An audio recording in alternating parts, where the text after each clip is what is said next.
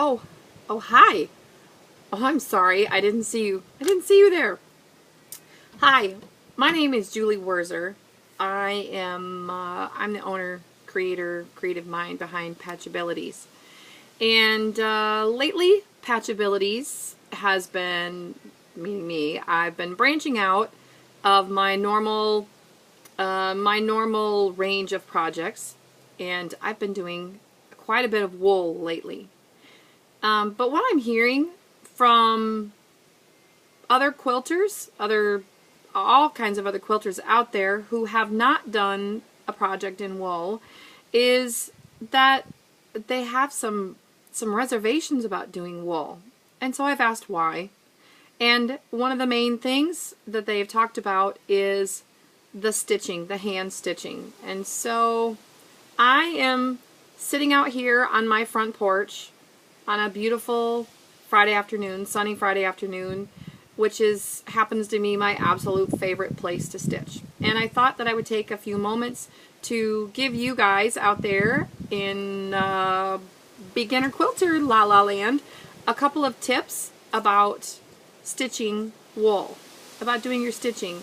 And there is quite a lovely little breeze out here. So if the wind noise bothers you, I do apologize.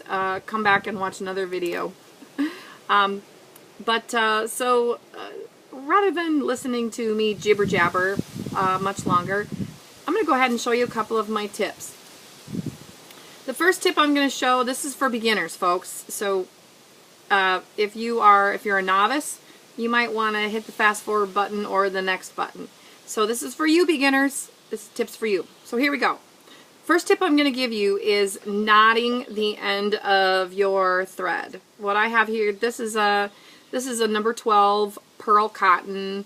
It's Valdani. It's a variegated pearl cotton thread. So pearl cotton means that this is like sewing thread. It's not several strands that you have to like pull apart like embroidery floss, but it comes just like this. Here's how it comes. Comes on a cute little spool. This is Darkened Blues. H207, I believe, is the number from Valdani, but you can see it's variegated. It's very pretty. So anyhow, I had cut off a piece, and I'm about to start a little stitching project here. So here we go. How to knot the end of your thread. What knot is proper? Is there a proper knot to use? No, it is make whatever fartin' kind of knot you can. I'm going to show you what I do. I take the end of my thread, just make a big loop like such. See that? And then I lick my finger, my pointy finger and my thumb, and I twist. And now it's twisted. Whoops. Don't let go of the twist. I have it twisted, and then without letting go of it, I just start pulling. And bada bing, bada boom. Can you see that little teeny weeny knot? Yes, you can. Sort of. There, that's the knot. So that's how I knot it. I don't leave a tail that long. I don't want to leave a tail that long on there. So I'll cut it off and leave about 1 centimeter. Hey, guess what?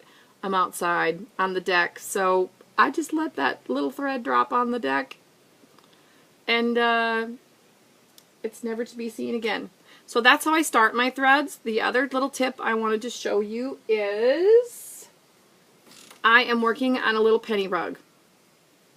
And I have these cute little circles. Cute little circles of wool. It's 2 pieces of wool that are fused together. And I want to show you how you start, because this was my biggest question when I started to do hand stitching on wool, was how do I begin to blanket stitch around the edge, like the raw edge like this, of an entire piece. So I'm going to show you what I do.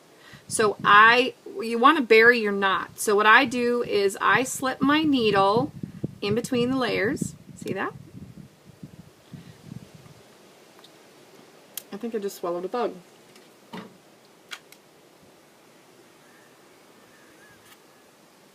Ooh, that was good protein, folks. Whew. Okay. The perils of stitching outside, I guess. Okay, So I've got my needle in between the layers, as you can see, and I'm just going to pull my thread through until it's inside. The knot is now buried inside between the layers. Okay, and now I'm going to start. So I'm going to show you here. Here it is. So here's my little guy. I'm going to start stitching just a smidge away from, can you see this? Just a smidge away from where my thread comes out, and I just go down. Pick a point, however deep, however wide you want your stitches. You just want to just pick a point and put your needle down through there. So this is my very first stitch. Now what I'm going to do is, don't pull your thread down all the way through, but I want to bring my needle up through that loop once. And this very first stitch, I like to make a locking stitch. So I'm going to bring my little needle up through that loop again. And now it's like a little locking stitch. Boop! See that? Okay, now that stitch isn't going to go anywhere. And now what I'm going to continue to do is, you're seeing the back side, but I'm going to show you here. So now what I'm going to continue to do is, this is how we blanket stitch. So we take the next stitch, we go in, I don't know what that is, 1/8 of an inch, I don't know, it's about 1/8 of an inch away from the first stitch. And you go down through the top, and don't pull your loop all the way through. You want to then put your needle through that loop and pull, just pull till it's snug. Now I'm not going to do this as a locking stitch. I don't need to. Down, down, put your needle up through the loop. Talk about doing this backwards. Okay, down, put my needle up through the loop. Can you see that? And about here I am, putting my needle down again. About every fourth stitch, third, fourth, fifth stitch, I do another locking stitch so that it just is locking my stitches in place. The ones before that stitch, the 1, 2, 3 stitches previous to that one will not come out because of that. Yeah. When I want to end this, when I get all the way around back to the other side, I'm going to give you a quick demo here. What I'm going to do is I will just run my needle. I just want to make a little knot here on the outside. I'll run my needle up through the very first stitch, and I will run it through the loop, make a little knot there, and then I will finish by running my needle back through the 2 layers again and pop it out somewhere up on the top side or the bottom side, and then just snip my threads off.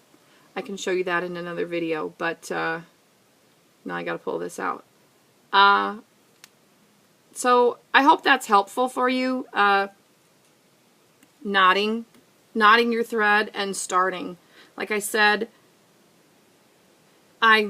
even sometimes now I kind of forget what is the best way to start stitching around the edge of blanket stitching around the edge of a project, and that works best for me.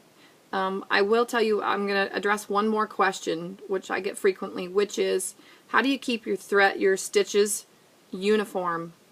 You know what? I don't. There's no trick. There's no fancy secret trick other than just practice. And just practice. I just know, you just practice and look. You just looking at your stitches.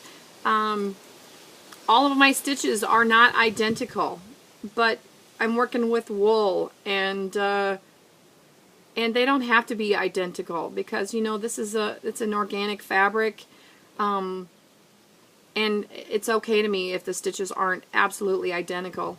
If you're really anal about it and you want all your stitches to be identical, then I don't know what to tell you.